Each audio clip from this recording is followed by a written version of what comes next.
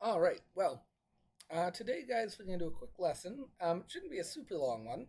After which time there'll be a bit more work for you. My understanding is for this class, at least, um, the uh, the health and safety stuff I hope was present. I think it was present. If it wasn't, I apologize for that. I'm kind of hot spotting my internet up here and having moderate results. So we'll hope for the best. So uh, hopefully you can see me here. And what we're talking about today, really quickly, is how we classify living things. And what I mean by classify living things is how we take all those living things that we talked about yesterday, the over a million species we've identified, and then the many, many, many more that we think are out there that we haven't identified, and how scientists sort of categorize them and how we look at them. So let's talk. Uh, how do we take all of these different living things on Earth and how do we group them? And one of the most basic steps to understand is that scientists have to work with things um, evolutionarily. So we are grouping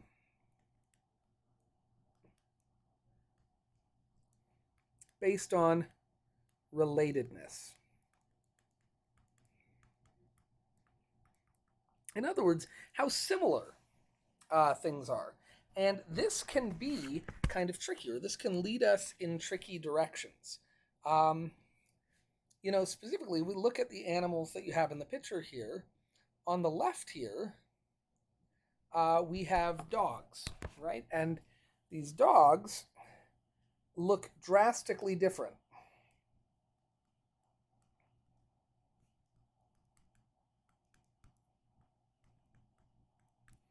And yet, these are all one species. And yet, these, look rather similar.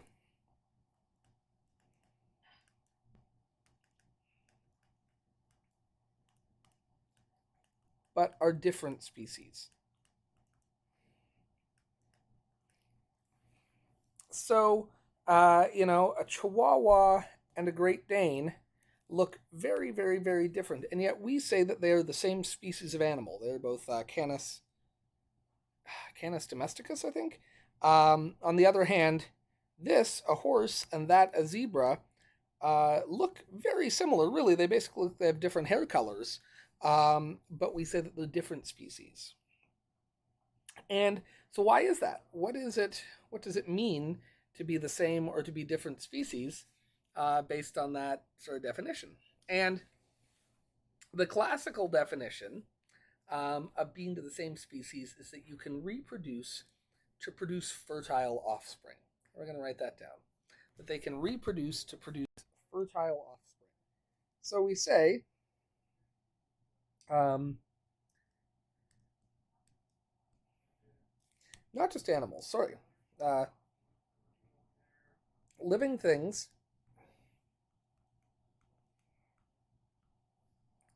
belong to the same species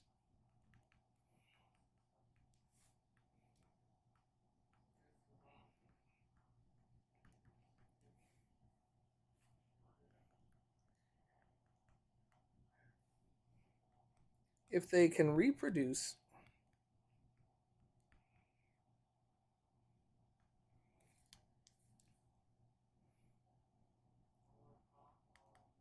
to form fertile offspring, which can then also reproduce.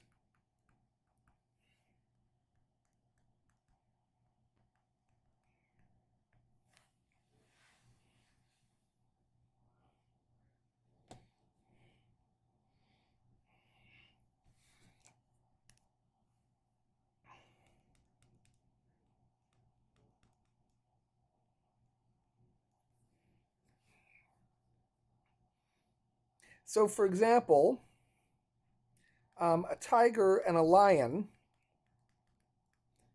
can produce what we call a liger, that kind of thing, but it is infertile. Likewise with a horse and a zebra.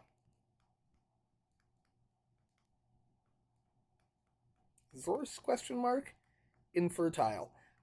So we say that these, even though they can reproduce, they belong to different species. Also note, this is not a perfect definition.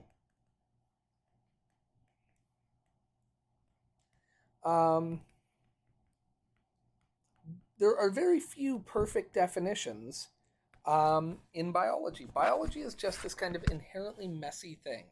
There are a lot of sort of complicating factors when you do biology, and as such, any definition you come up with is going to sort of have exceptions and have times when it's true and times when it's not true, and that's true about this definition too. Um, so with that in mind, how do we decide what a species is? Well, we say that they can reproduce to form fertile offspring, and that's true. That is kind of our definition. But even then, um, scientists want to talk about not only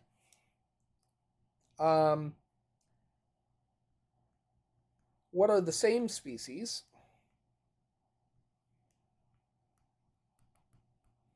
but also how similar are different species.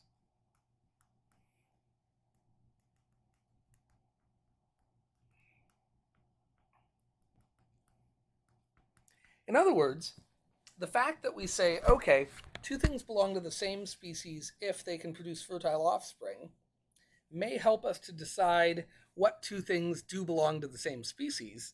But then there's a next question, which is, okay, but for those things that aren't the same species, like a zebra and a horse, they are still similar to one another. They're obviously related species, whereas a zebra and a cat seem to be a lot less related. So we don't just want to say, okay, we can tell that two things belong to the same species if they are able to reproduce and produce fertile offspring. But now, how do we know if two species are similar to each other and belong maybe in a similar group, or if two species, okay, these two animals are different species, they can't reproduce and produce fertile offspring, but can we then go a step further and say, and they're not very closely related at all? How do we do that? So let's look at how we do that.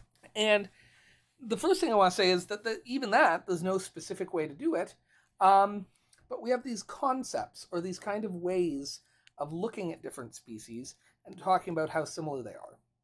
And the first is this idea of the morphological species concept. And in this idea, we compare species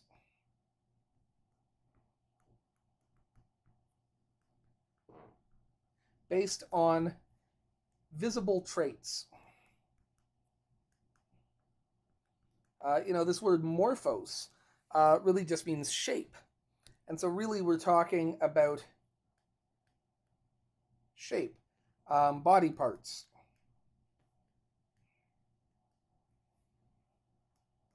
Sort of skeleton, coloration. And in the earliest days of starting to compare species, this was the earliest concept because it was what was available to us. You could look at species and look at their traits and what their shape was, what their body parts were, what the skeleton was, what the coloration patterns were, their fur or their hair or their scales, and all those things. And you could look at that. And this is likely what you did yesterday.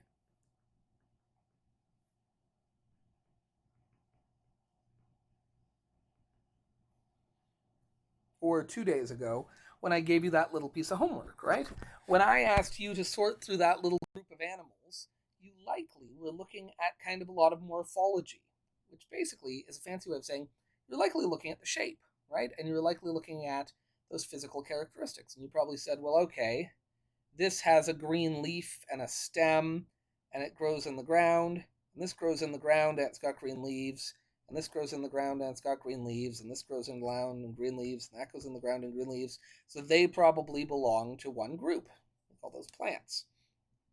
And then maybe you said, okay, this has 4 legs and fur, 4 appendages and fur, and that has 4 appendages and fur. That actually has 4 appendages and fur, so maybe they belong to a cat. You know what I mean? Or maybe you said, well, these both have wings and beaks and eyes and feathers, so they belong. And what you were looking at was the morphology. You were looking at shapes and traits. And that's great. There's nothing wrong with that as a way of considering species. Like I said, it's how we started doing so. But as we get a bit more sophisticated, we came to look at sort of the biological species concept. And in this case, we also look at, in addition to all that morphological stuff, look at more functional biology. So we look at what kind of body systems they have.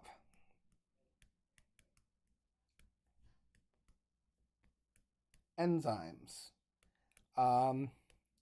cell types, metabolic processes,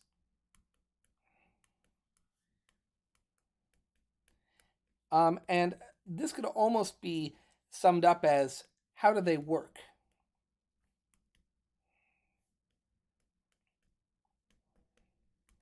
So if the morphological concept is sort of based on what do they look like, how are they put together, the biological species concept is okay, but inside, if we look at it, how do they work? If this was looking at the outside of a car and saying, oh, well, we can tell they're similar because they've got 4 wheels and a steering wheel, and this one, I don't know, it's a convertible and got a 6-cylinder engine. This one could really get deep into it and say, well, what are the parts of that car? Oh, I can see that, it's made of these particular things. This is, a later concept, and it requires more scientific knowledge, right? We had to be able to look at the biology of these species before we could take a look at the biological species concept. And then finally we get the phylogenetic species concept, and this looks at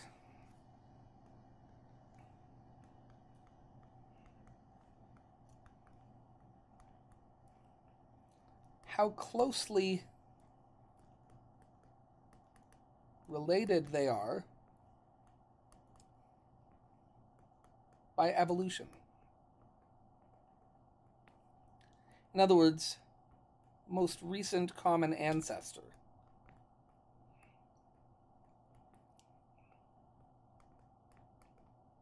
In other words, we're looking at the family tree of living things.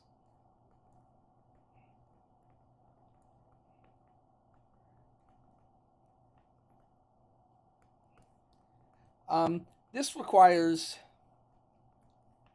some fossil evidence.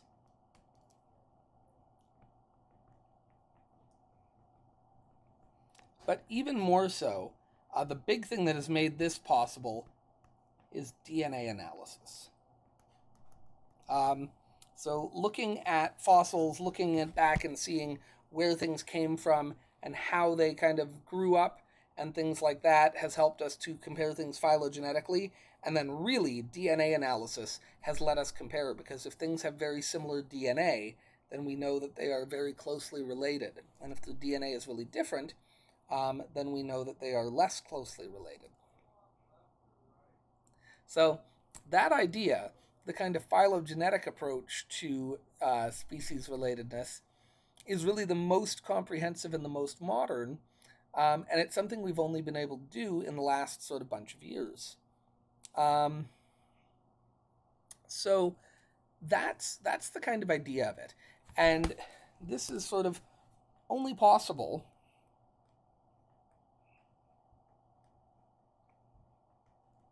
in the modern era, because it simply requires very sophisticated tools and techniques and information.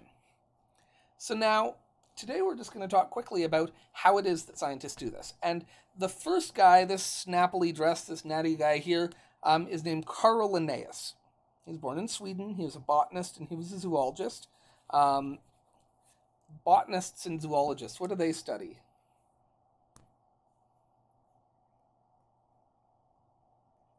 They study plants and they study animals, right? So a guy who's really into plants and really into animals is well suited for the idea of coming up with how it is we might name systems. Right?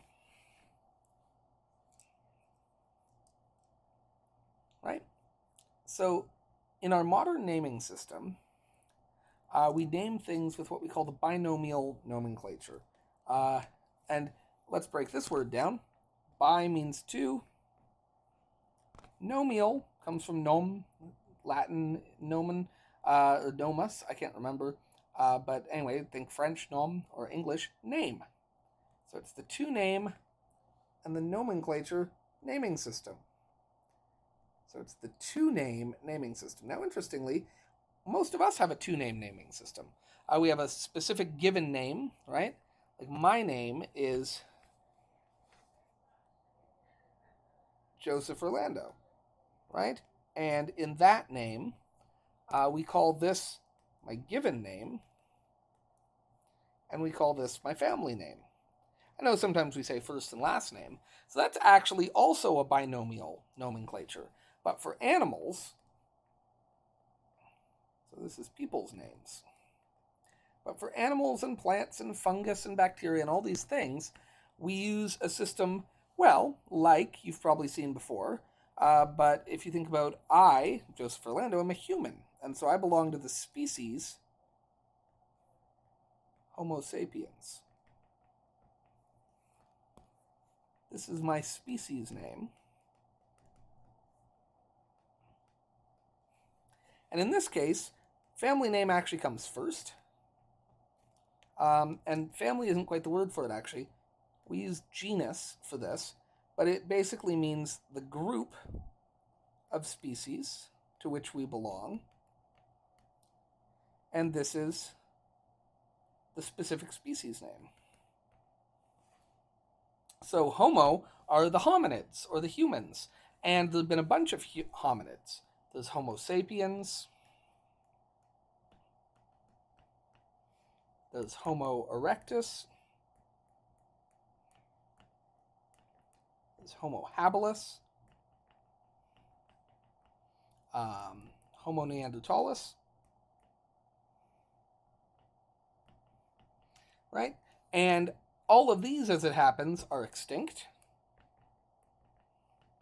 And Homo sapiens is the only human that survives. But the point being, the genus, the group of species, are closely related. Maybe we'll put that, group of species that are closely related. And again, how are they, when we say they're closely related, what does that mean? Well, in the past, it would have meant looking at their physical traits. As we got more sophisticated, we would have looked at their physical traits and their biology. And now, really, we look at all three, their physical traits, their biology, and how evolutionarily close they are. And if they're all close, we say that they belong to the same genus. And then we give them a specific species name. For again, these are the ones that can reproduce together individually and produce fertile offspring. All right, now that's all well and good. And you can look up a bunch of these. But every species on Earth has this name. They have a two-name naming system. Homo sapiens would be an example. On a programming note, this is always uppercase. This is always lowercase. And if you're typing, they should either be italic or underlined, one or the other. Doesn't matter which. And since it's very hard to do italics when handwriting, what you'll usually see with kind of messy squall is you just underline it. But if you were typing on a computer, more often than not, they're italicized. Now, that is helpful in that it tells us which species are most closely related. But in fact, animals don't just have two names. They are given really big, complicated names, or they're put into big, complicated categories. And taxonomy is a way of thinking of a species' address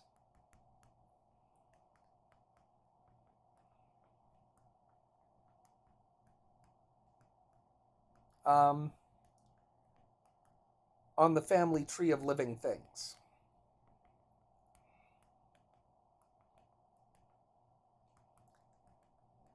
So if you think of an address,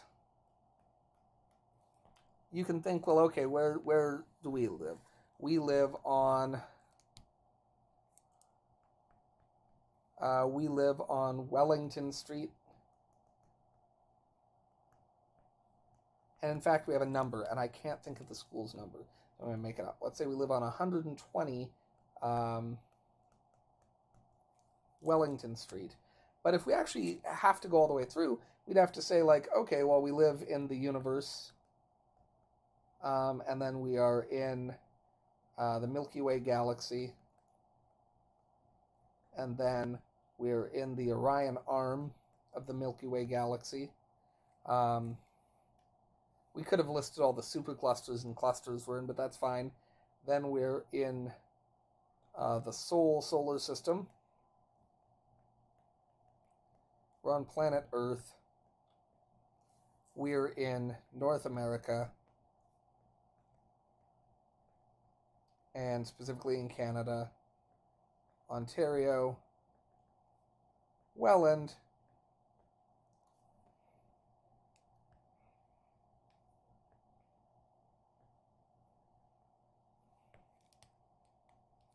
and then you could say Wellington Street,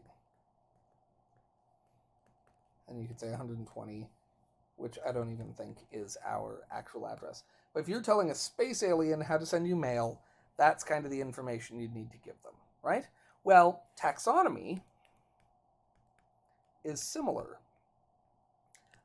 in that we have these kind of ever more specific groups.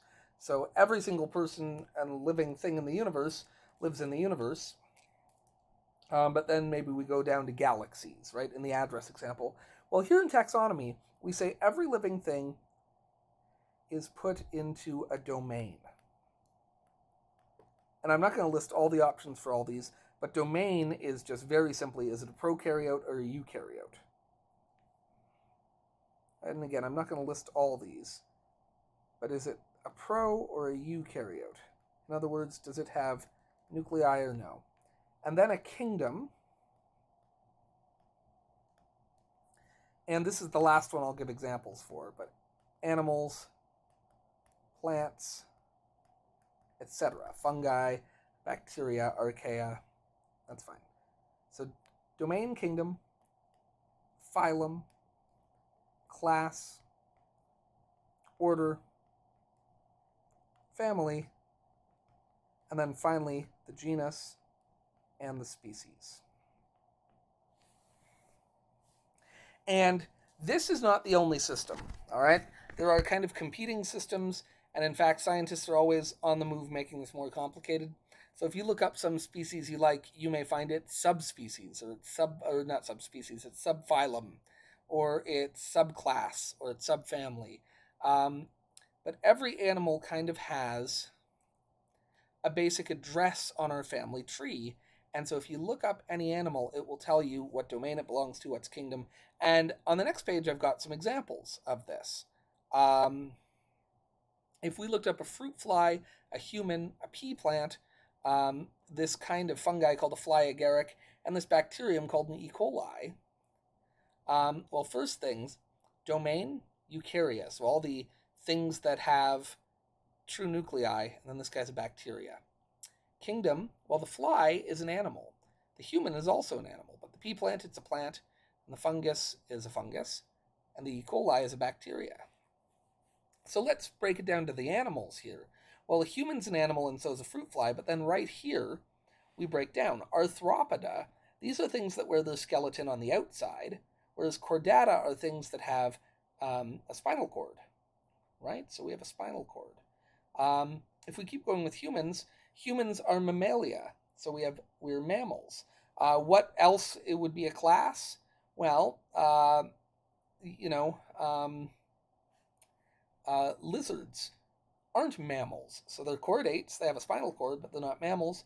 Uh, and they belong to reptilia. As would say snakes.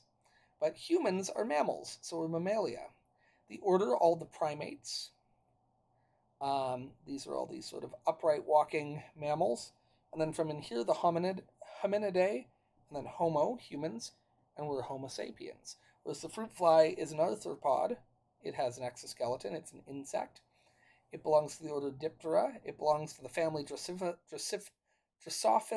I can never say it. And its genus is Drosophila, and its species is Melanogaster. So we call it Drosophila melanogaster. You can look up any animal you want. As say you go on their Wikipedia page. My Wi-Fi is being horribly acting up here, so I can't do it. But if you look up the Wikipedia page of any animal you want, you'll see where it sits in the family tree of living things based on this. So these kind of pieces of information tell us a lot of information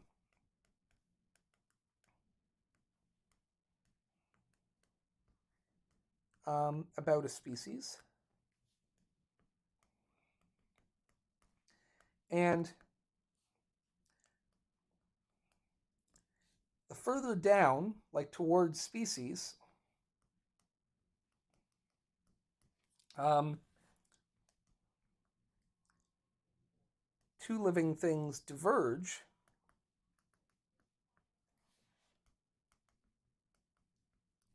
the more related they are.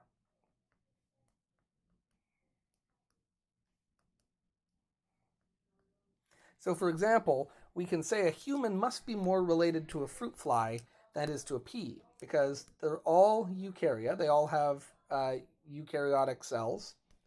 But these two are animals, and the pea is a plant, right? But we would be more closely related to another primate, say an ape, than we would to the fruit fly, because the fruit fly, even though we're both animals, right away they've gone down an evolutionary path where the skeleton's on the outside, they're arthropods, and we've gone down an evolutionary path where our skeletons are on the inside and we have a spinal cord.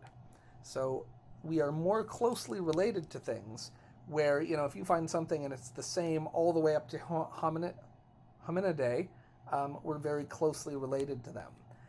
If a fruit fly finds something that is also a diptera, right?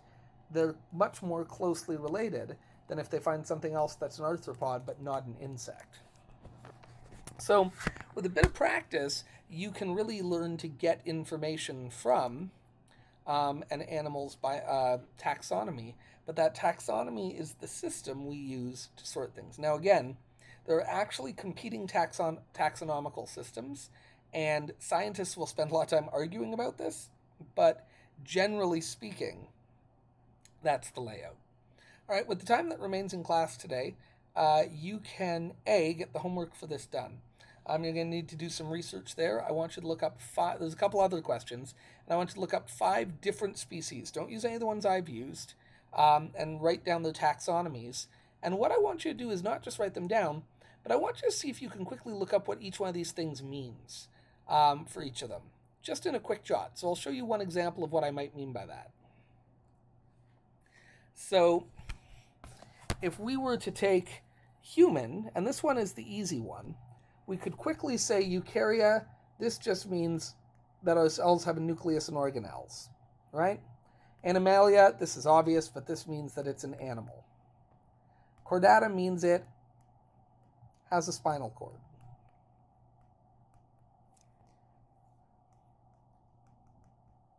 Mammals give live birth.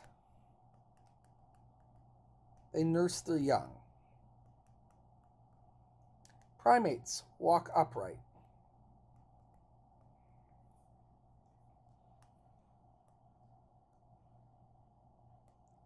and then this just means human, and then this is us specifically, right? But that's sort of breaking down what those things mean, because I'd love for you to have a sense not only of looking at something's taxonomy, but understanding that the fact that scientists have given each species a taxonomy means we can look at the evolutionary history. We can look at the traits that that species has. Like we just look through the traits of humans, and it kind of starts to give us a sense of how the family tree is, because you can look and say, oh, right, all the things that have a spinal cord are fairly closely related, and that is a more distant relation than being mammals. And then right there you can say, oh, so all mammals must have a spinal cord, at least as a rule. There might be the odd exception, because our evolution happened after that trait. That's a more closely related trait. So you have to be more like us to be a mammal than you do to just be something else that has a spinal cord. And if you spend a bit of time working with taxonomies like that, it'll help to give you a sense of what different traits are more and less closely related. And that's going to be a helpful thing when we kind of think about how this course works. So take a look at that. Hope that helped, and you should be able to have all this done before class is even done today. All right, good luck. Ciao.